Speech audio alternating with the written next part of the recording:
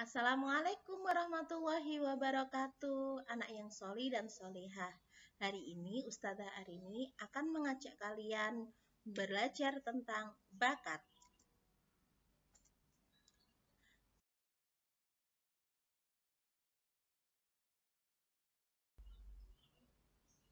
Sebelum kita mulai pembelajaran hari ini, mari kita ingat bersama-sama kontak person yang dimiliki oleh Ustazah Arini.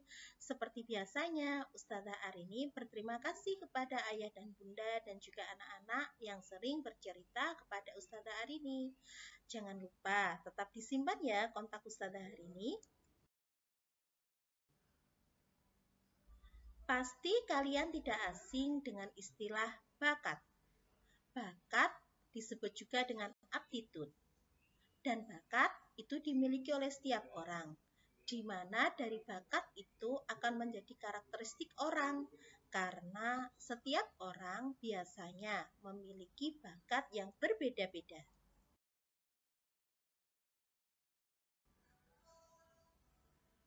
Namun, tahukah kalian apakah itu bakat?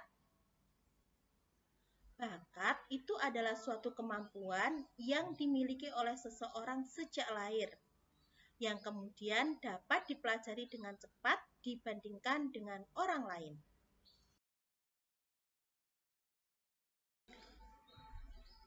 Bakat sendiri memiliki banyak bentuk atau memiliki banyak jenis.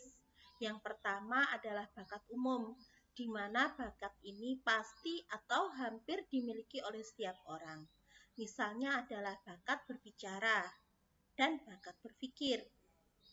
Bakat yang kedua adalah bakat khusus, di mana bakat ini tidak dimiliki oleh setiap orang. Misalnya adalah bakat seni dan bakat olahraga. Yang ketiga adalah bakat verbal. Bakat yang pandai untuk mengungkapkan sesuatu dengan kata-kata. Contohnya, bakat yang dimiliki oleh seorang penceramah dan juga seorang penulis. Bakat keempat adalah bakat numerikal. Bakat yang unggul dalam hal angka.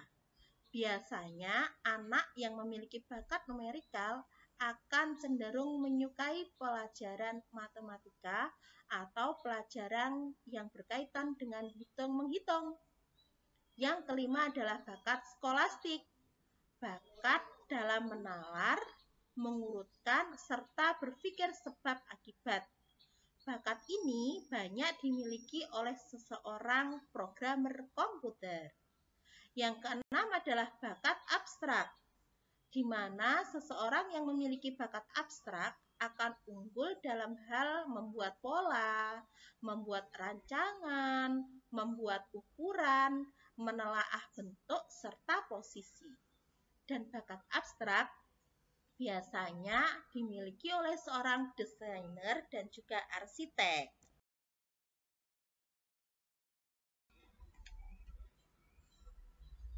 Sayangnya, tidak semua orang menyadari tentang bakatnya sendiri, sehingga bakat harus diasah kemudian dikembangkan.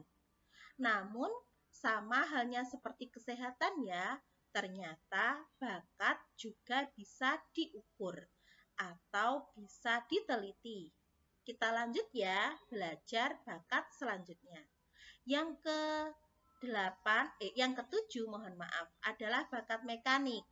Bakat ini berkaitan dengan penggunaan kinerja alat-alat. Biasanya dimiliki oleh seseorang montir atau tukang reparasi lainnya. Yang kedelapan adalah bakat relasi ruang. Bakat yang pandai dalam mengamati ruang dan berpikir 3 dimensi. Biasanya dimiliki oleh seorang fotografer atau tukang foto.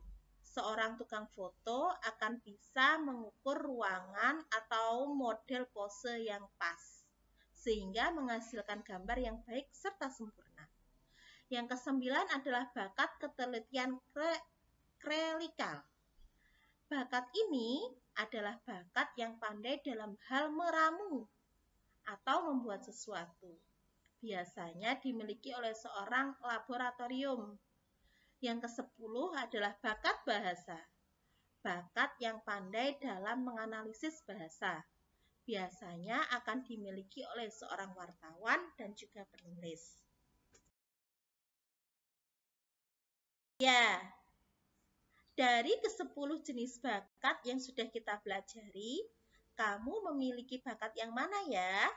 Sudah bisakah kalian menentukan bakat kalian? Oke, jika kalian belum memahami cara menemukan bakat, yang pertama, Ustazah akan memberikan tips bagaimana cara melihat bakat kalian. Yang pertama adalah temukan hal yang paling kalian sukai. Kemudian, cari sesuatu yang biasa kamu kerjakan. Yang ketiga, tanyakan hasil pekerjaanmu kepada orang lain.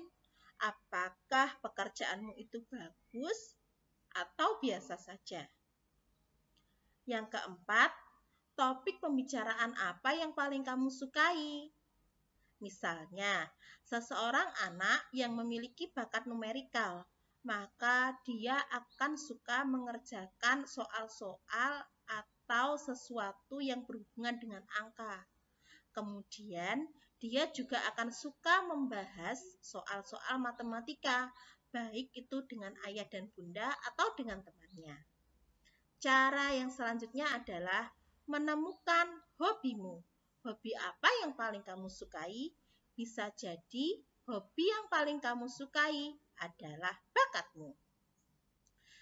Ya, ini ikuti tes bakat. Tes bakat dapat kamu temukan dari psikolog atau ahli-ahli lainnya. Yang keenam, temukan juga hal apa yang paling tidak kamu sukai. Dan yang terakhir, mintalah pendapat orang terdekat, bisa itu temanmu, kakakmu, atau orang tuamu.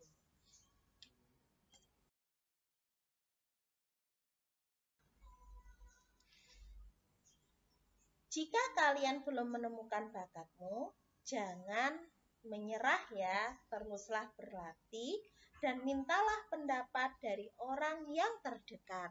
Karena bisa jadi bakatmu merupakan suatu hal yang bisa membantu pekerjaanmu dan untuk masa depanmu.